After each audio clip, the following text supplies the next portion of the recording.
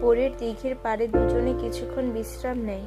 শাপলা গায়ে লেগে থাকা আঁশগুলো বেছে পরিষ্কার করে। মন্টু বলে, বুড়ো যদি জানে তোমরা আমারে মাইরা ফালাইবে। টুনি বলে, ইস, বুড়োর নাক কাইটটা দিব না। নাক কাইটলে বুড়ো যদি মইরা যায়? মইলে তো বাঁচি, বলে ফিক করে হেসে দেয় টুনি। বলে, পাখির মতো উইরা আমি বাপের বাড়ি চলে যাবো। বলে আবার হাসে সে হাসি আশ্চর্য এক সুর তুলে পরের দিঘির চারপাশে প্রতিধ্বনি হয়। এই দিঘি এককালে এখানে ছিল না। আশেপাশের গায়ের ছেলে বুড়োদের প্রশ্ন করলে তারা মুখে মুখে বলে দেয় এ দিঘির ইতিহাস। কেউ চোখে দেখেনি, সবাই শুনেছে। কেউ শুনেছে তার বাবার কাছ থেকে, আবার বাবা জেনেছে তার দাদার কাছ থেকে, আর তার দাদা শুনেছে তারও দাদার কাছ থেকে। সে অনেক বছর আগে।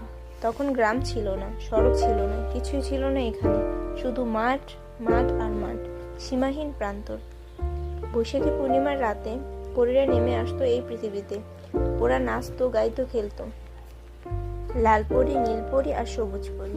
পরীদের অনেকের নামও জানা আছে এর গায়ের লোকের। পুঁথিতে লেখা আছে সব।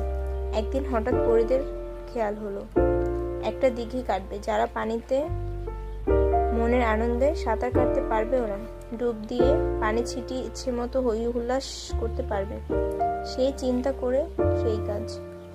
আকাশ থেকে খন্তা, কোদাল আর মাটি ফেলবার ঝুড়ি নিয়ে এলো ওরা। বৈশাখী পূর্ণিমার রাত, রূপলি জ্যোৎস্না স্নিগ্ধ আলোর ভরে ওঠে এই সীমাহীন প্রান্ত। দক্ষিণের মৃদু বাতাস মুখরিত হয়ে উঠেছিল পরীদের হাসির শব্দে, কথায়, গানে আর কাজে। রাত ভোর হবার আগে দিঘি কাটা হয়ে গেল। পাতাল থেকে কলকল শব্দ, পানি উঠে ভরে গেল দিঘি। সেই দিঘি, তাকে কেন্দ্র করে উঠেছে এই গ্রাম।